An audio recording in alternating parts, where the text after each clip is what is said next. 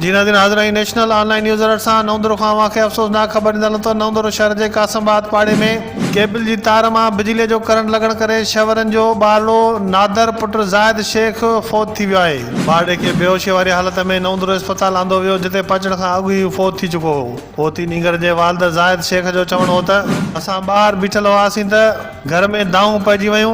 जीअं घर वियासीं त मासूम पुट केबल जी तार में विचड़ियल हो जंहिंखे छॾाए अस्पताल खणाए पहुतासीं पर उते पहुचण खां अॻु ई उहो फौत थी चुको हो। जी नाज़रीन अफ़सोसनाक ख़बर खां वाक़े हिकु भेरो ॿीहर आगाह कंदा हलूं त नौंदर शहर जे कासमाबाद पाड़े में केबल जी तार मां बिजलीअ जो करंट लॻण करे छवरनि जो नींगर नादर पुट ज़ाहिद शेख फौत थी वियो आहे।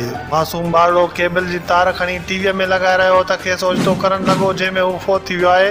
नौंदर अस्पताल मां ज़रूरी कारवाई बाद नींगर जो लाश घर पहुचण ते घर में दाऊं पइजी वियूं।